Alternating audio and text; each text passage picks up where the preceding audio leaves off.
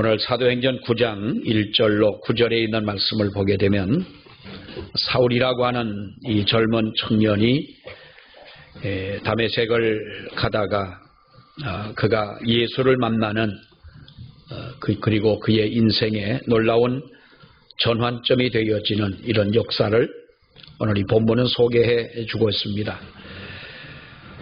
예수님은 그 사울에게 묻습니다. 다메섹으로 가는 이 사울을 향하여 사울아 사울아 내가 왜 나를 핍박하느냐 어찌 나를 핍박하느냐라고 할 때에 바로 사울은 세상에 한 번도 그러한 경험을 해보지 못했던 사람이고 또 그는 예수를 알기는 알지만은 예수를 믿는 사람들이 아는 것처럼 신앙적으로 아는 것이 아니라 바로 그는 지식적으로 알았고 또 예수와 예수를 믿는 모든 사람들에게 어떤 적개심을 가지고 있었던 사람이기 때문에 그는 바로 그에게 들려오는 그 소리가 두렵기도 하고 그에게 생소하기도 했을 것입니다.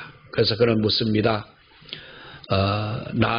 주여 누구시니이까? 라고 바로 사울을 부르는 주님 앞에 이렇게 그는 대답을 합니다. 주여 누구십니까? 나를 부르는 당신이 누구십니까? 할 때에 바로 예수님은 사울에게 말씀합니다. 나는 네가 핍박하는 예수다. 네가 박해하는 예수다.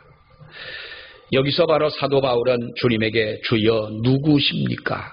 주여 나를 부른 당신은 누굽니까? 라는 이 말씀 앞에 이 말씀을 하고 그는 바로 주님 앞에 굴복을 하고 이때부터 그의 인생은 한 전환점을 갖게 되는 놀라운 역사를 볼 수가 있습니다.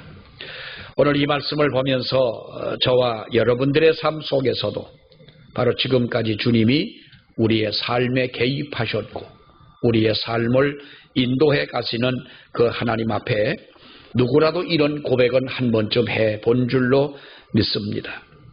여러분 사람이 세상을 살다가 전혀 뜻밖의 일을 만나거나 뜻밖의 어떤 사건을 만나게 되거나 예상하지 못했던 전혀 뜻밖의 사람을 만나서 우리는 전혀 다른 삶을 살게 되는 그러한 계기가 우리 모든 사람들에게 어쩌면 한 번쯤은 그런 경험이 있으리라고 생각을 합니다. 더더구나 예수를 믿는 우리들이라면 우리들에게는 꼭 그러한 경험을 해보지 않은 사람은 없을 것입니다. 만약에 우리가 이러한 경험을 해보지 않았더라면 우리는 신앙에 문제가 있지 않느냐라고 의심을 해봐야 할 줄로 믿습니다. 오늘 이 말씀을 보면서 예수님을 만나는 체험을 하는 이 사울의 그 모습을 보게 됩니다. 주여 내 이름을 부르는 당신이 누굽니까? 하는 이 말씀은 예수님의 음성을 듣고 고백하는 사울의 그 고백이라 할 수가 있겠지요. 기독교를 핍박하던 사울이 예수님을 만나서 그는 바로 성령의 충만함을 받고 지금까지 그는 하나님의 교회와 믿는 성도들을 핍박하던 사람이 이제는 바로 주님의 복음을 전파하는 위대한 하나님의 일꾼 바울이 이렇게 되어지는 이 역사를 오늘 이 성경은 소개를 해주고 있습니다. 그의 이름은 사울이었습니다. 사울을 변화시켜 하나님은 바울이 되도록 하시기 위하여 바로 여기에는 예수님과의 진정한 만남이라고 하는 그 과정이 있었다고 하는 것입니다. 여러분 우리가 세상을 살아가면서 우리는 얼마나 많은 만남이 우리에게 있습니까? 또 우리 인생에 있어서 만남이라고 하는 것은 정말로 중요한 것입니다. 누구를 만나느냐에 따라서 우리의 인생이 바뀌기도 하는 것입니다. 때로는 우리가 만나지 말아야 할 사람을 만나서 고생을 하기도 하지만은 우리는 내가 뜻밖의 사람, 좋은 사람을 만나서 우리는 행복하기도 한 것입니다. 여러분, 어떻게 하면 성공적이고 어떻게 하면 행복한 만남이 되고 어떻게 하면 축복의 만남이 될까요? 사람들은 그렇게 말합니다. 이 세상을 살아가면서 우리 인생에는 세 가지 만남이 있다라고 그러죠. 그 첫 번째는 부모님을 잘 만나는 것입니다. 여러분 누구라도 우리 부모님은 우리 요즘에 우리가 듣기로 뭐 흙수저리 금수저리 그럽니다마는 누구라도 너 흙수저가 된 좋으냐 금수저가 좋으냐 그러면 뭐 여러분의 의견을 묻기 전에 저라면 나는 금수저가 훨씬 좋을 것 같습니다. 금수저라고 하는 것은 좋은 환경에 좋은 부모님, 그야말로 돈 많은 부모님, 권력이 있는 그러한 부모님 밑에서 자라는 그 부모님을 둔 자식을 가지고 우리가 금수저니 이렇게 말합니다마는 여러분 누구라도 이러한 부모님을 잘 만나고 싶은 마음이 있겠지만은 그러나 이것은 우리 자신이 선택할 수 있는 문제는 아닌 것입니다. 그 중에서도 우리가 정말로 부모님을 잘 만났다고 한다면 어쩌면 여러분 우리가 믿는 사람의 입장에서 볼 때에 하나님을 믿는 부모님을 만난다면 정말로 그러한 가정에서 태어난다면 이것은 부모님을 정말로 잘 만난 사람이라고 할 수가 있을 것입니다. 두 번째는 스승을 잘 만나야 된다 그럽니다. 여러분 우리가 이것은요 뭐 선생님이야 누구를 만나면 어떠냐라고 할 수가 있겠지만은 정말 우리가 예민하게 학교에서 공부하는 시절에 우리가 좋은 선생님을 만난다면 그 학생은 좋은 사람으로 성장할 수가 있을 것입니다. 선생님을 가지고 좋지 못한 선생님이 있다 이렇게 말하면 좀 표현이 그렇겠습니다마는 여러분 우리가 잘못된 사고를 가지고 있는 스승이나 또는 잘못된 우리가 스승을 만나게 된다면 어쩌면 우리가 바른 길을 가는 데에 상당한 지장을 받을 수밖에 없다는 것이지요. 나의 인생의 앞길을 가르쳐 줄 스승을 잘 만나야 되는 것이고요. 세 번째는 누구를 잘 만나야 되느냐? 배우자를 잘 만나야 된다. 그럽니다. 정말 이건 중요한 것 같아요.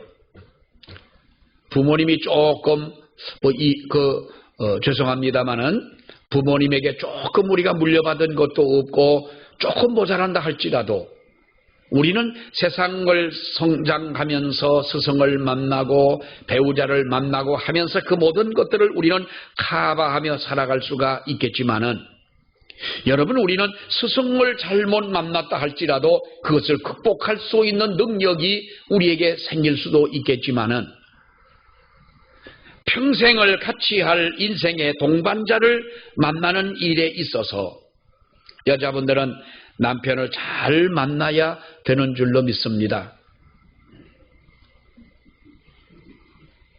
아멘을 안 해도 상관이 없는 여러분들의 연령대라고 생각을 합니다. 그러나 여러분 여자는 좋은 남편을 만나야 될 줄로 믿습니다. 그래도 아멘은 하십시다. 아멘. 남편도 여러분 마찬가지 아니겠습니까? 우리가 좋은 남편을 만나고 좋은 부인을 만나야 된다라고 하는 것이죠. 충청도 단양에 가면은 어느 마을에 이 온달 장군에 대한 전설이 깃들여져 있는 그러한 곳이 있습니다. 근데 이 온달 장군이 아무리 생각을 해봐도 가진짜는 아니었던 것 같아요. 단양에도 있고요. 또 어디 가니까 또 거기도 똑같은 온달 그 바보 온달과 뭐 평강공주에 대한 이런 그 전설이 있습니다만은 아무리 남자가 바보였다 할지라도 좋은 아내를 만나서 그런 바로 장군이 되더라. 뭐 하는 뭐 그런 이야기지요. 뭐 서로가 물론 마찬가지겠습니다만은 여러분 우리가 좋은 부모님을 만나고 좋은 스승을 만나고 좋은 배우자를 만났다 할지라도 이보다 더 중요한 만남이 어떤 만남이겠느냐는 거예요. 바로 우리는 나를 변화시키고 나를 거듭나게 하시고 내 인생의 터닝 포인트가 될 수 있는 우리가 하나님을 만나야 되는 줄 믿습니다. 이스라엘은 유명한 탈무드 학교가 있습니다. 이 학교가 유명하다 보니까 너무 많은 학생들이 이 학교로 모여드는 것입니다. 그래서 아무리 생각해도 이건 안 되겠다. 우리가 면접을 봐서 면접을 통해서 학생을 가리자라고 했습니다. 그래서 그 학생에 지원하는 학생들에게 이렇게 묻습니다. 당신들은 우리 학교에 오려고 하는 그 이유가 무엇이냐라고 묻습니다. 대부분의 학생들은 이렇게 말합니다. 여기서 학교가 좋은 학교이기 때문에 열심히 공부를 하기 위해서 내가 이 학교를 지원했습니다. 또 어떤 학생은 좋은 학교이기 때문에 유명한 학교이기 때문에 나는 이 학교를 들어오려고 그럽니다. 라고 대답을 하는 학생들은 그 학교를 들어가지 못했다고 그럽니다. 그러면 합격한 학생들의 대답은 무엇이냐? 좋은 선생님을 만나기 위해서 나는 이 학교를 왔습니다. 라는 것입니다. 여러분, 우리나라에서 유명한 대학이 왜 그 대학이 유명한가요? 그 대학이 자리하고 있는 그 위치와 경치가 좋고 건물이 좋아서 여러분 대학이 유명한 것이 아닙니다. 유명한 대학은 그 대학에서 학생들을 가르치는 훌륭한 선생님들이 있기 때문에 유명한 대학이 되는 것입니다. 좋은 학교에 들어가서 좋은 선생님을 만나고 좋은 인간관계를 맺는다고 하는 것이 얼마나 중요한 것이냐. 여러분, 학교도 그렇습니다마는 우리가 좋은 사람을 만나는 것도 중요하지만은 이 땅을 창조하시고 인간을 만드신 그 하나님을 만난다고 한다면 이보다 더 큰 은혜는 없을 줄 믿습니다. 이보다 더 큰 축복은 없을 줄 믿습니다. 내가 비록 부모님을 잘못 만났다 할지라도, 제가 몇 주 전에도 말씀을 드렸습니다마는 여러분, 부모님을 잘못 만난 사람들이 얼마나 많습니까? 낳자마자 버려지고. 저는 가장 가슴 아픈 뉴스라고 한다면 이 아이를 낳아서 미혼모든 어쨌든 아이를 낳아 그 아이를 죽게 버려두거나 길바닥에 버린다는 거예요. 그러니까 서울에서 최초로 천호동에 있는 천호제일교회라고 하는 그 교회 목사님이 아이를 어느 날 쓰레기장에 가서 아이가 우는 울음소리가 어디서 들립니다. 살펴보았더니 어느 사람이 봉지 안에다가 이 아이를 갖다가 쓰레기장에 버린 거예요. 그 아이를 주워와서 보니 그 아이가 살아 있습니다. 그래서 그 아이를 이제 그 행정기관에 연락을 하고 해서 그 아이를 입양을 했지요. 그 아이의 이름의 별명이 금봉지예요. 봉지 안에서 그 아이를 꺼내왔다. 근데 그 목사님이 김씨거든요. 그러니까 금봉지다, 이 별명을 그렇게 붙였습니다만, 그리고 나서 이 교회에다가 베이비 박스를 만들어 놨습니다. 밖에서 문을 열고 누구라도 아이를 그 안에 넣을 수 있도록 아이를 이곳에 놓아달라고 하는 베이비 박스를 만들어 놓았는데요. 여러분, 1년에 그곳에 아이를 놓고 가는 사람들이 수백 명이 된다는 거예요. 이 아이가 무슨 죄가 있겠습니까? 세상에 태어나서 여러분 이런 부모를 만난다면 얼마나 여러분 그 아이의 그야말로 세상적인 표현이라면 지구한 표현입니까? 지구한 인생입니까? 사람은 세상에서 우리가 이러한 잘못된 부모를 만날 수도 있습니다. 스승을 잘못 만날 수도 있습니다. 배우자를 잘못 만날 수도 여러분 있는 것입니다. 그러나 진정 우리가 하나님을 우리의 심령, 내가 영으로 내 마음속에 이 하나님을 만나게 된다면 하나님께서 정말로 그 하나님을 만난 그 사람에게 새로운 삶을 보장해 주시고 그 사람에게 은혜를 주시고 하나님을 만난 사람에게 축복을 허락하시는 이 하나님을 만나게 된다면 우리의 인생이 어떻게 되겠느냐는 거예요.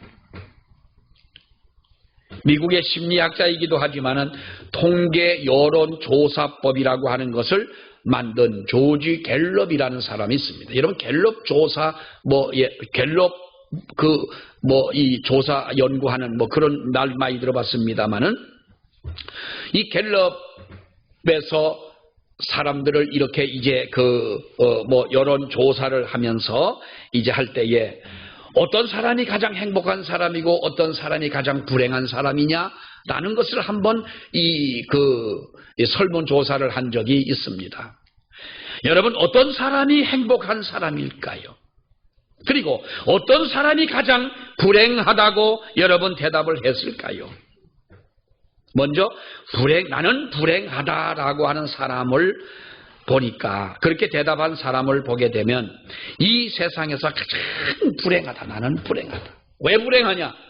이 사람의 삶을 보니까 밤낮으로 술집을 드나들고 죄악과 더불어 살아가고 삶에 목적 없이 방황을 하고 자기가 하고 싶은 모든 것을 하기 위해서 살아왔지만 그 사람은 불행하다고 느껴진다는 거예요. 그러면 행복한 사람이 어떤 사람이었느냐?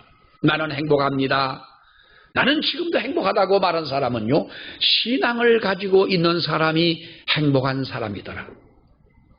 어떤 신앙이든 신앙을 가지고 있는 사람은 행복하다고 말하는 사람이더라. 그런데 하나님을 만난 사람이 정말로 어떤 환경 속에 산다고 할지라도 자기는 행복하다고 이렇게 말을 하더라는 거예요. 여러분, 돈이 없다 할지라도 내가 살아가는 환경이 좀 좋지 않은 그런 환경에 산다 할지라도 하나님을 믿는 사람이라면 행복한 사람인 줄로 믿습니다. 우리가 교회 나와서 교인이 되었다고 해서 여러분 모두가 다 하나님을 만난 사람은 아니지 않습니까? 우리가 솔직히 본다면 교회를 나오는 사람 중에 도둑도 있고요, 강도도 있고 사기꾼도 있고 못된 사람들이 얼마나 많습니까? 변화되지 못하고 자기의 고집대로 살아가는 사람이 교회를 다니면서도 여러분 얼마든지 있지 않습니까? 교회 다니는 사람이 다 행복한 사람이 아닌 거예요. 다 하나님을 만난 사람이 아닙니다. 교회를 나온다고 모든 문제가 다 해결된 것은 아니다라는 거예요. 우리가 잘 아는 여러분 문제 아니겠어요? 우리가 솔직하게 우리가 이야기하자면 정말로 나는 행복한 사람이냐? 나는 정말로 하나님을 만난 사람이냐? 내 인생에 하나님이 개입하셔서 어느 한 작은 것까지라도 하나님이 나를 지금도 주관하고 계신다고 이렇게 고백하는 신앙을 가진 사람이 얼마나 되겠느냐는 거예요. 영국의 윌리엄 블레이크라고 하는 사람은 인생을 위대하게 사는 사람들은 모두가 하나님을 만난 사람들, 인생을 행복하게 사는 사람들은 모두가 하나님을 만난 사람이더라는 거예요. 우리가 하나님을 만났다면 진정 이것은 하나님의 그보다 더 큰 은혜는 없습니다. 우리가 하나님의 은혜를 받은 사람들이라면 여러분 이보다 더 자랑할 것이 없을 것입니다. 내가 진정 하나님의 음성을 들은 사람이라면 사울처럼 비록 처음 주님의 음성을 들을 때에는 어쩌면 책망하는 말씀처럼 들었지 않습니까? 사울아 사울아 내가 어찌하여 나를 핍박을 하느냐, 내가 어찌하여 나를 박해하느냐라고 할 때에 주여 나를 부르시는 당신은 누구십니까? 여러분 오늘 이 말씀을 다시 한번 보게 되면 이 청년 사울이었습니다. 예수님을 만나서 그의 인생의 획기적인 변화가 일어난 사건입니다. 예수님을 믿는 사람들을 잡아서 가두던 사울이 거듭난 뒤에는 어떻게 바뀌어집니까? 이 주님의 음성을 듣고 난 뒤에, 하나님을 만나고 난 뒤에 이는 어떻게 달라집니까? 목숨 걸고 하나님의 복음을 전파하는 사람이 되지 않습니까? 전 세계를 복음화시키는 데에 일익을 담당한 사람이 아닙니까, 여러분? 바울은 우리가 알다시피 바리새파에 속하는 상류 귀족 가문에서 태어났습니다. 로마의 시민권을 가지고 이 사람은 살고 있는 사람, 부유층, 어떻게 보면 아주 특권층의 사람이었던 것입니다. 당시의 최고의 엘리트의 교육을 받았습니다. 그래서 그런 자연스럽게 유대교에 대한 열심을 가지고 있었기 때문에 교회를 핍박하는 것은 어쩌면 자연스럽게 교회를 핍박하는 데에 앞장서는 그런 사람이 됐던 것입니다.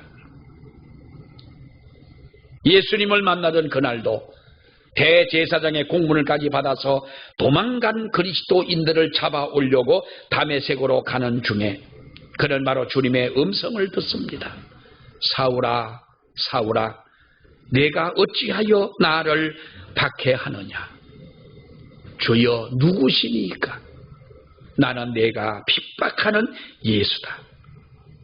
사울은 예수님께서 보여주신 수많은 기적에 대한 소문을 그는 믿지 않았습니다.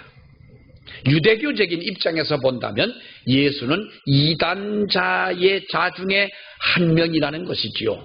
그 당시에 유대교적인 입장에서 본다면 예수는 자기의 또래와 비슷한 한 청년인 줄 알았지 하나님의 아들인 것은 그는 까맣게 알질 못했고 그가 하나님이시다고 하는 자체를 그는 몰랐던 것입니다.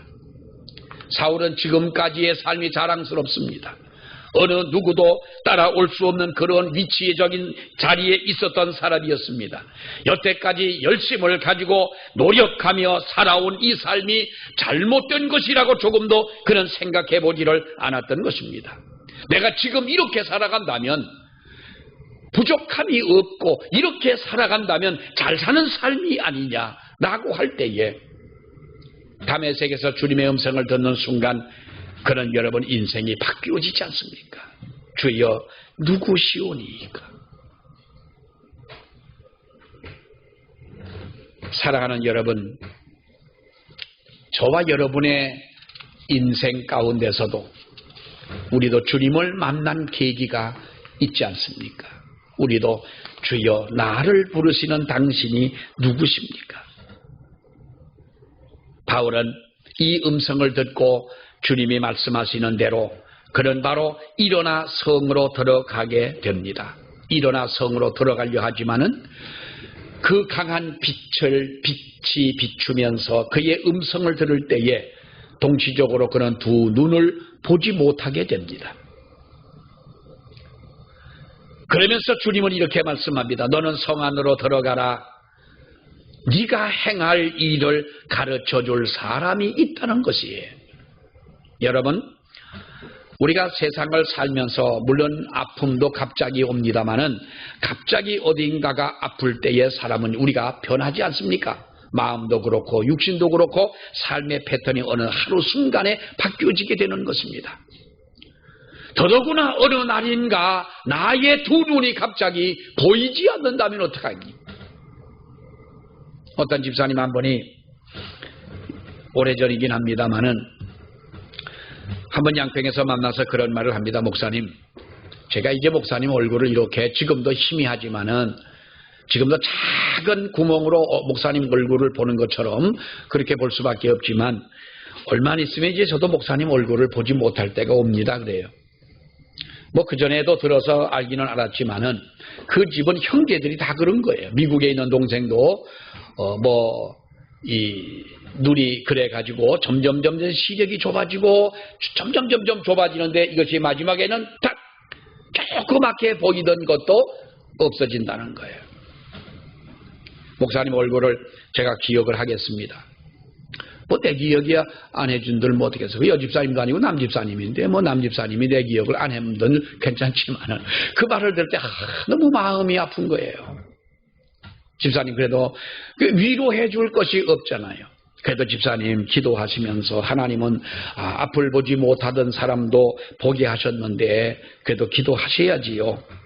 근데 그분은 자기가 그렇게 될 줄 알았어요. 어느 날인가 한참 후에 보니까 양평 시내에서 어떤 사람의 손에 이끌려서 길을 가고 있는 집사님의 모습을 봤어요.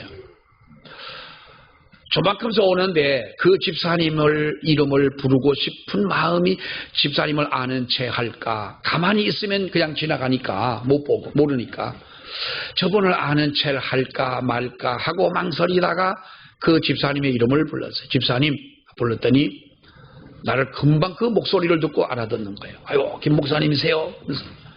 목사님, 제가 이제는 앞을 전혀 볼 수가 없습니다. 지금도 시각장애자로 살아가는데요. 그분이 그렇게 된 것은 나이가 거의 50이 다 돼가지고 앞을 보지 못하게 됐습니다. 여러분, 그거를 누가 이해할 수가 있겠습니까? 갑자기 자기에게 닥쳐온 그 환경을 어떻게 누구에게 설명을 하겠습니까? 설명이야 할 수가 있겠지만은 당해보고 있는 그 입장이 얼마나 여러분 가슴이 아프겠어요. 사울은 주님의 음성을 들었지만은 일어나 눈을 떴지만 아무것도 볼 수가 없는 것입니다. 예수 믿는 사람을 잡으려 가고 두 눈을 뜨고 가던 이 사람에게 얼마나 이것이 황당한 일이겠느냐 하는 것입니다. 다른 사람의 손에 이끌려서 그는 바로 다메섹으로 들어갈 수밖에 없다는 것입니다. 큰 소리 치던 사람이 아무 말도 하지 못하고 갈 수밖에는 없다는 것이지요. 여러분, 하나님은 거기에서 사도 바울에게 새로운 사명을 깨닫게 하셨던 겁니다. 물론 사울이 갑자기 눈이 먼 것은 평생을 그렇게 살라는 것은 아니었습니다. 하나님께서 그 교만을 깨뜨리고 하나님을 의지하게 만들기 위하여, 그리고 그에게 새로운 사명을 주시기 위하여 잠시 동안이지만은, 사흘밖에 안 되는 동안이지만은 그의 눈을 가리워지게 했다는 것이에요. 아무리 마음이 강한 사람이라 할지라도, 아무리 어떠한 경험을 우리가 가지고 남다른 능력을 가지고 살아간다 할지라도, 만약에 우리가 그러한 경험을 하게 된다면 우리들이 어떻게 되겠습니까? 여러분, 근데 보십시오. 하나님은 사흘 후에 다메섹에서 바로 그 사도 바울에게 아나니아라고 하는 사람을 만나게 하셨고, 아나니아가 사울을 잡고 기도를 했더니 성경에 뭐라고 말합니까? 눈에서 비늘 같은 것이 벗겨지고 그가 다시 보게 되었더라 라고 하는 것입니다. 다시 보게 되었더라. 여기에서 그는 어떠한 앞을 보지 못하다가 기도를 받고 다시 보게 되었다, 병 고치는 이 능력을 성경은 말씀하고 있는 것이 아닙니다. 그가 일어나 세례를 받고 음식을 먹고 다시 건강하게 되었을 때에 여러분, 그에게는 하나님의 성령의 충만함을 받게 되고 하나님의 능력을 입게 되고 그는 인생이 변하게 됐다는 거예요. 어떻게 변합니까? 핍박하던 자가 그 하나님의 복음을 전하게 됐다는 거지요. 마가복음 10장에 보면은 소경이고 거지였던 바디메오라는 사람이 나옵니다. 예수님이 지나간다는 소리를 듣고 그는 바로 예수여 나를 불쌍히 여기라고 적여달라고 소리를 지릅니다. 사람들과 제자들이 그 사람을 뿌리쳤지만은 예수님께서 그를 돌아보시면서 그를 부르십니다. 그때 묻지 않습니까? 내가 무엇을 원하느냐? 라고 할 때에 바디메오는 뭐라고 말했습니까? 내가 보기를 원합니다. 그런 거예요. 내가 보기를 원합니다. 우리 성경에 보면은 그냥 보기를 원한다고 그랬지만은 영어 성경에 보면은 다시 보기를 원합니다. 그런 말이에요. 그러니까 우리가 이 성경을 볼 때에 그는 분명히 어느 한때에는 보고 살던 사람인데 어느 순간에 그는 두 눈을 멀게 된 그런 사람이었다는 것을 알 수 있습니다. 여러분, 예수님은 그에게 기도를 하시면서 앞을 보지 못해서 자기의 힘으로 먹고 살 능력이 없어 거지가 됐던 이 바디메오를 건강하게 만들어 주셨습니다. 하나님은 그를 다시 보게 하신 줄로 믿습니다. 다시 축복을 주십니다. 다시 그에게 재물을 주셨습니다. 다시 건강을 주십니다. 다시 그의 마음속에 믿음을 주셨습니다. 이 은혜가 우리 가운데 있어야 될 줄로 믿습니다. 오늘도 우리에게 다시 베풀어 주시는 그 하나님의 은혜가 저와 여러분 가운데 있기를 축원합니다. 여러분, 분당에 가면 거기가 주소는 분당은 아닙니다만은 우리 총회장을 하셨던 소강성 목사님이 계시는 그 수지에 새 에덴 교회라는 교회에 서광수 장로님이라는 분이 계십니다. 서광수 장로님은 이 장로님이 어떤 분이시냐? 청년 시절에 신앙생활을 잘하는 어떤 처녀를 소개를 받았습니다. 그래서 결혼을 하자고 했더니 이 여자 청년이 말하기를 예수를 믿지 않는 당신과는 결혼할 수가 없습니다. 그렇습니다. 그때의 남자들의 입에서 나오는 99.9%는 나도 그러면 예수 교회 나가면 되지 않느냐라는 겁니다. 이 남자들의 수법이거든요. 99.9%는 그럼 네가 나가는 교회 나도 나가겠다. 네가 믿는 예수 나도 믿는다 그런 거예요. 그래서 그 약속을 믿고 이 어리석은 부인이 결혼을 했네요. 근데 교회를 나가겠습니까? 안 나가겠습니까? 나갔다면 내가 이 말을 안 하죠. 그 양반이 교회를 안 나간 겁니다. 묘하게 머리가 좋아가지고 이 양반이 묘하게 주말이면은 아내를 꼬셔가지고 여행 갈 계획을 세웁니다. 골프를 치고 여행 갈 생각을 하고 이렇게 해가지고 자기도 안 나갈 뿐더러 자기 아내마저도 교회를 못 나가게 만들고 술 먹고 이런 노는 이런 일을 아주 묘하게 그렇게 부인을 꼬시게 되는 것입니다. 그래도 이혼을 할 수가 없고 사는데 어느 날 갑자기 허리가 견딜 수 없는 통증을 앓게 된 거예요. 그래서 병원을 갔습니다. 병원에 가서 의사가 진찰을 해보더니 별거 아닙니다. 신장에 결석이 있어가지고 여러 결석이 있어가지고 그러니까 이 돌만 빼면 되고요. 수술을 하고 일주일이면 충분히 퇴원하고도 남습니다. 그랬어요. 뭐 지금은 일주일도 안 걸리죠. 수술을 하고 병원에 있는데 일주일이면 퇴원한다는 이 양반이 일주일이 가고 열흘이 가고 한 달이 가도 증세가 낫질 않는 거예요. 이 젊은 사람이 소변이 나와서 그 젊은 나이에 어떻게 화장실을 몸이 아파할 수가 없으니까 기저귀를 차고 있는데 하루에 15번, 20번 기저귀를 갈아도 쉴 새 없이 소변이 나오는 거예요. 자기 의지와는 상관없이 그런 거예요. 2달이 지났는데 어느 날 의사가 오더니 하는 말이 가망이 없습니다. 그런 거예요. 살 가망이 없어요. 요로결석이라 수술하고 일주일이면 퇴원한다고 말하던 사람이 와가지고는 이제는 가망이 없습니다. 꼼짝없이 죽게 생긴 거예요. 낙심을 하고 있는데 이 말을 들은 친척이 어느 날 그를 찾아와서 자기도 그 폐암 때문에 죽을 뻔하다가 고침을 받은 이 간증을 하면서 성경책 하나를 선물로 주고 갑니다. 자네도 앞으로 교회를 나가 예수를 믿고 하면은 하나님이 고쳐주실 것이다 라는 거예요. 여러분 소망은 딱 한 가지 그거밖에 없는 거예요. 의사는 죽는다고 가망이 없다고 그러니까 자기가 아는 자기 친척 중에 누가 와가지고 성경을 주면서 예수밖에는 없다고 하니까 그 길밖에는 없는 거예요. 성경을 읽는데 이사야 38장 16절 말씀을 어떻게 하다 보니까 주여 사람의 사는 것이 이에 있고 내 심령의 생명도 온전히 거기 있사오니 원컨대 나를 치료하시며 나를 살려주옵소서라는 글씨가 있는 거예요. 그래서 이 사람은 병상에서 처음으로 기도를 해보는 거예요. 하나님 나를 살려주시옵소서. 그랬더니 하나님이 그를 살려줬어요. 하루에도 기저귀를 차고 있다는 그 사람이 어느 날 아침에 하나님의 은혜를 기도하는 가운데 은혜를 주시는데 몸이 뜨거워지고 마음에 감동이 되는 거예요. 자기도 모르게 교회도 한 번도 안 나간 사람이 병실에서 병상에서 방언을 하게 된 거예요.